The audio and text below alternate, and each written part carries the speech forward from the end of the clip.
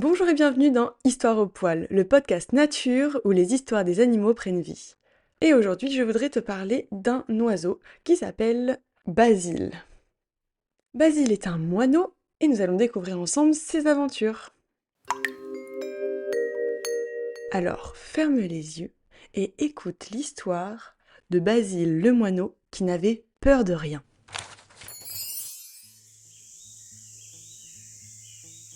Au bord d'une petite place de village, là où les toits rouges se touchent presque et où les volets grincent doucement au vent, vivait un petit moineau nommé Basile. Basile était un moineau comme les autres, presque.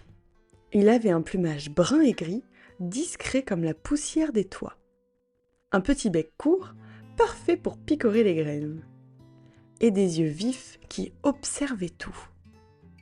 Mais Basile avait une particularité. Il n'avait peur de rien. Ni des humains qui passaient sur la place, ni des enfants qui couraient, ni même du chien du boulanger qui aboyait toujours trop fort. Alors que les autres oiseaux s'envolaient au moindre bruit, Basile, lui, restait là, posé sur la rambarde d'un balcon, à regarder le monde. Les moineaux, il faut le savoir, vivent souvent tout près des humains. Depuis très longtemps, ils ont appris à partager nos villages et nos villes. On les trouve sur les toits, sous les tuiles, dans les petits trous des murs ou cachés derrière les gouttières. Et Basile connaissait chaque recoin du quartier. Il savait où tombent les miettes devant la boulangerie, il savait où les graines roulent sous les bancs du square, et il savait aussi quel balcon cache parfois quelques graines oubliées. Un matin, alors que le soleil éclairait à peine les toits, un jeune merle noir se posa près de lui. Le merle observa Basile avec étonnement. « Mais pourquoi restes-tu si près des humains ?» demanda-t-il. « Parce qu'ils ne sont pas toujours dangereux », répondit Basile en gonflant un peu ses plumes. « Et parce qu'il y a beaucoup à apprendre ici. » Le merle regarda la place. Les voitures passaient, les gens parlaient.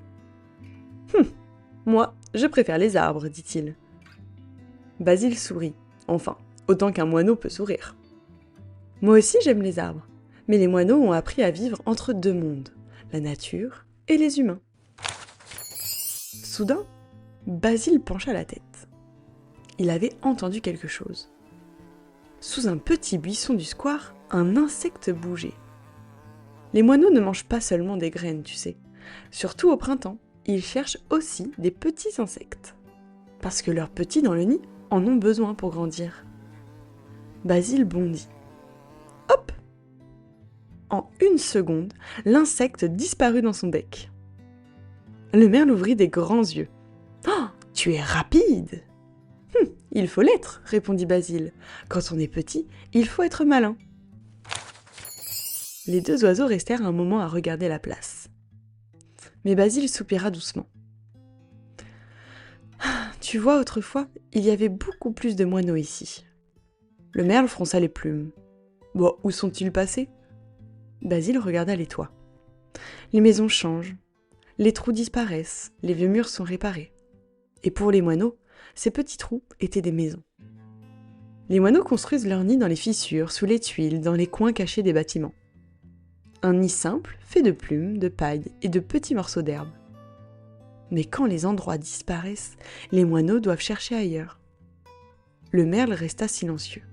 Il n'avait jamais pensé à cela. Alors, Basile sauta sur le rebord d'un toit.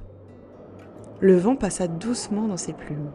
« Tu sais, dit-il doucement, les humains ne se rendent pas toujours compte qu'ils partagent leur maison avec d'autres vivants. Mais parfois, ils peuvent aider. » Le merle pencha la tête. « Comment ?» Basile regarda une petite boîte en bois accrochée à un mur. Un nichoir. « Comme ça !» Le merle observa la boîte. Peut-être que les humains apprenaient eux aussi. Le soleil montait maintenant dans le ciel. La place commençait à s'agiter. Les enfants riaient, le chien du boulanger aboyait encore.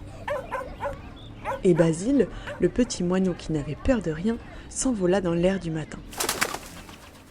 Pas très haut, pas très loin, mais avec cette légèreté qu'ont ceux qui connaissent bien leur maison. car Basile savait une chose importante. Même les plus petits habitants d'un village comptent.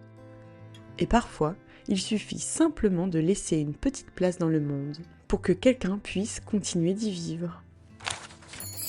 À travers ses aventures, Basile nous apprend que quand un petit voisin disparaît peu à peu, il faut apprendre à faire de la place pour lui. Et justement, si toi aussi tu veux aider Basile, ses amis ou d'autres oiseaux, tu peux poser chez toi un nichoir. Tu pourras en trouver dans les magasins ou alors le fabriquer toi-même, c'est encore mieux. Ici se termine l'histoire de Basile, je te remercie de l'avoir suivi avec moi. Je te souhaite une belle journée ou une bonne nuit si tu vas te coucher.